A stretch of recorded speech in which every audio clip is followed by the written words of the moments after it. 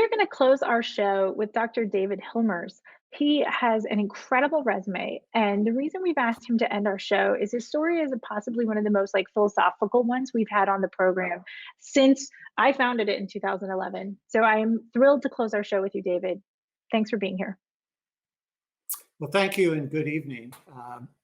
My name is David Hilmers, as Megan mentioned, and I feel a little bit after, like the batting last after all these incredible speakers that we've had tonight, and I've just been awed by their own stories. And I think as astronauts, we don't get to hear each other's stories very often, so it's been a real treat for me.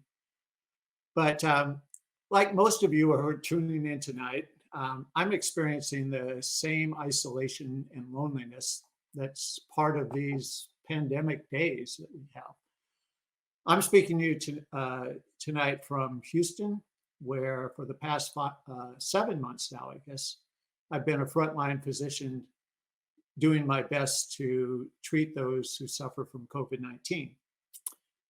Over the past years, I've been privileged to fly jets with the Marines, to serve as an astronaut on 4 space missions, to start medical school at the ripe old age of 42, and become deeply involved in global health as a physician. Now, I'm no different from any of you listening tonight who over the course of their lifetimes, particularly now, have experienced periods of feeling disconnected, isolated. So I want to pose a question to you. Where is it that we can turn when we get these feelings that seem to overwhelm us and just take over our existence? Well, the year was 1985, and it was after bedtime on my first day in space. Earlier that day, my crew had launched on the Space Shuttle Atlantis on its maiden voyage. I was strapped in my sleeping bag on the lower deck, but despite how tired I was, there's no way I was going to get to sleep that night. While my crew members slept, I floated out of my bag to the upper deck where I could look outside through the windows. It was that half of our 90-minute orbit around the Earth when we were in darkness.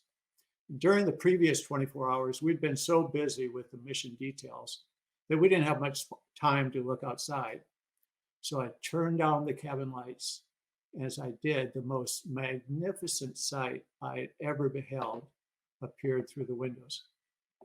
Without the interference of clouds, the lights of civilization, and the atmosphere, the stars appeared with a brilliance and clarity that I'd never witnessed before. A great canopy of stars overhead and the winding trail of the Milky Way lay out before me, and it stretched to the horizons. In the distance, the lights from Earth seemed to reach out and touch the stars. It was almost as if heaven and earth were embracing. Each bedtime on that flight and on every one of my subsequent 3 space missions, sometime during the mission, I would go up to the dim cabin and spend time contemplating the stars. Although the lights on the Earth would change with man's daily activities, the stars never did. Even when I felt isolated from humanity, floating hundreds of miles above the Earth, the stars brought a constancy that gave me comfort. I could look at the stars on the horizon as if they were reaching down to console us here on Earth. I realized that this constancy, this faith in something that is never changing and will always be there for us, is something for which we all yearn. For some of us, it might be found in spirituality, for others in a loved one or loved ones, for others in some ideal.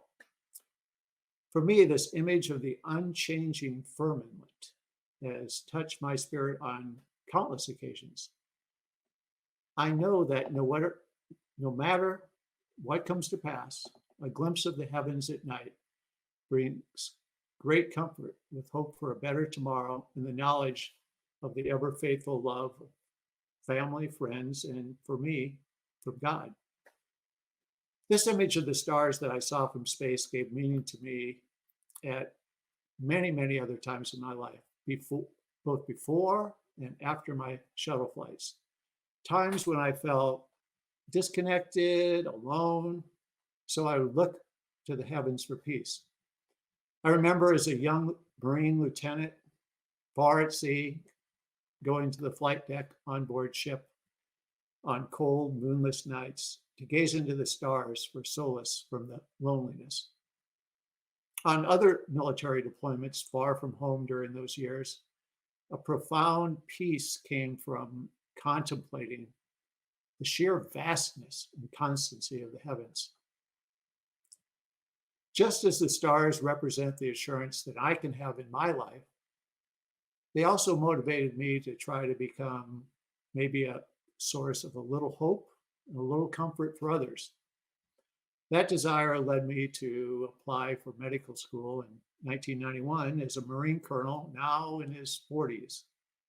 It kept me going through 8 tough, long years of training in medicine and motivated me to devote much of my time these days and much of my energy to serving those in need around the world. I found that it's often through serving others and filling their needs that we can find comfort and fulfillment in our own lives. In the years to come, I would look time and again to the heavens to search for hope and mercy for those suffering around me, as well as for comfort for myself in distant lands. My first job after finishing residency and as an academic physician, I worked in sub-Saharan Africa treating AIDS patients. I shared their anguish when I had to tell them that the life-saving medications available in the West were unavailable and too costly for them, and even harder for their children. On medical missions, I looked above to the heavens amidst the fighting and violence in Iraq in 2003. I could see the need for hope looking into the eyes of the terrified victims of the devastating earthquake in Haiti in 2010. On dark nights on call in an Ebola treatment facility in Liberia, I looked to the stars for relief from the distress I felt for not being able to do more for the victims of Ebola. In sprawling refugee camps in East Africa and in Bangladesh, I marveled at the resiliency of these people who had lost everything and were now strangers in a foreign land. How could they cope? I wondered how they too had found hope for tomorrow amidst their suffering. Now, over the past several years, I've been part of a group providing medical care to patients in North Korea. At night in the countrysides, the lights go out and the stars are brighter than nearly anywhere on Earth that I've been. Communication with the outside world in that land was sporadic, and at times the feeling of isolation was greater than I have ever felt in my life. But despite the differences between cultures and ideologies, the same stars shine for the North Korean people as they do for us. Amidst the isolation, the heavens reach down to touch both them and me. Well, today a new crisis has befallen us. In March, I returned to the US for my international travels to provide medical care in a local Housten hospital as the pandemic unfolded here. COVID-19 has separated me from my family and dear friends for 7 months now. I've witnessed the suffering and unfortunate deaths of many from this scourge. I, like many of you, have felt the sorrow and sheer helplessness and isolation that have resulted. Those stars, however, haven't changed since I viewed them from space, and I still look to them for hope. For me, they represent the faithfulness of God, the love of family and close friends, and the promise for a better tomorrow. I see these as permanent qualities that will never change. I can tell my loved ones to look above, and they know that I am looking at the very same stars as they are. It becomes a bond that ties us together no matter what might befall us.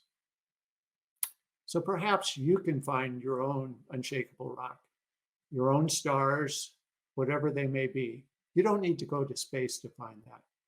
You should hold those things close and never let them go. And being a rock for others may allow you to find strength through your service to them. With a solid foundation like this, each of us can have the hope and assurance that helps us carry on, and we can surely endure the isolation and sadness that come with the conflicts, disasters, and yes, pandemics that will certainly appear again. For all of you, please stay safe and healthy, and thanks for letting me share this part of my life with you.